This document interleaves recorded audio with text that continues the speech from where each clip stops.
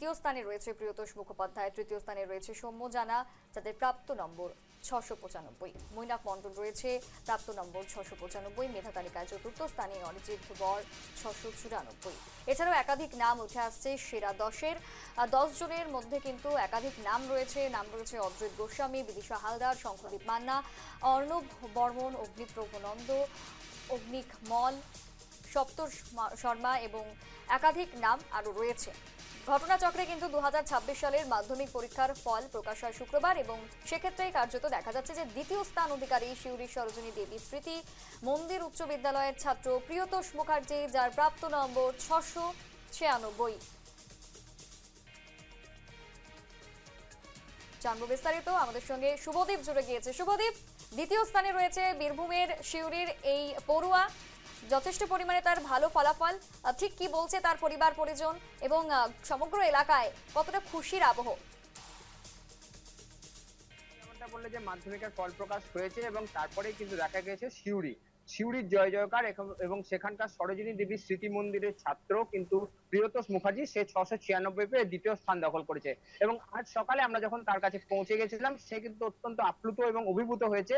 সে কিন্তু জানাচ্ছে যে সে এতটা ভালো ফল আশা না করলেও সে কিছু র্যাঙ্ক করবে সেটা ভেবেছিল, কিন্তু তখন তাকে বলা হয় যে সে দ্বিতীয় স্থান করেছে সমগ্র রাজ্যের মধ্যে, তখন কিন্তু সে বিশ্বাস করতে পারেনি। এবং আগামী দিনে সে একজন আইটিআই হতে চায় এবং তার ফলে কিন্তু তথ্য প্রযুক্তিতে অনেকটা এগিয়ে যাওয়ার ইচ্ছা তার রয়েছে। তার সঙ্গে সঙ্গে তাকে আমরা সকলেই শুভকামনা জানিয়েছি, যার ফলে কিন্তু ভারতবর্ষ এবং তথা পশ্চিমবঙ্গ এই আইটি সেক্টরে অনেকটা এগিয়ে যাবে।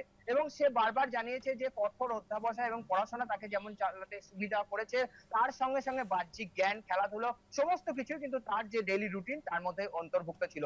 এবং শুধুমাত্র বীরভূমের দ্বিতীয় স্থান অধিকার নয়, তার সঙ্গে সঙ্গে দশম স্থান অধিকারীও দুজন রয়েছে। রামপুরহাট সেখানকার এক ছাত্র দ্যুতিমান দে জিতেন্দ্রলাল উচ্চ বিদ্যালয়ের, সে কিন্তু 688 নম্বর পেয়ে দশম স্থান দখল করেছে।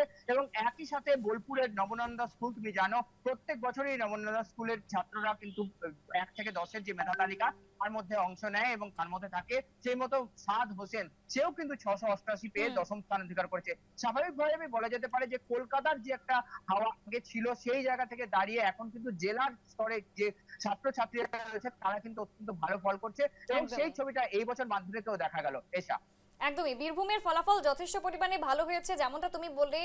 শুধুমাত্র প্রিয়তোষ বলে নয়, আরো অনেকেই রয়েছে বীরভূম থেকে যারা কিন্তু সেরা 10-এর তালিকায় রয়েছে। সেরা 10-এর তালিকায় না থাকলেও সামগ্রিকভাবে কিন্তু বীরভূমের যদি তুমি কথা বলো, তাহলে কিন্তু মোটের ওপর ফলাফল কিন্তু ভালোই হয়েছে। তোমাকে ধন্যবাদ। পরবর্তীতে কিন্তু অবশ্যই শিউরির এই যে পড়ুয়া প্রিয়তোষ, তার সঙ্গে কিন্তু যোগাযোগ করা হবে এবং ঠিক কি প্রতিক্রিয়া উঠে আসে তার, সে বিষয়েও কিন্তু আপনাদের সামনে তুলে ধরা হবে।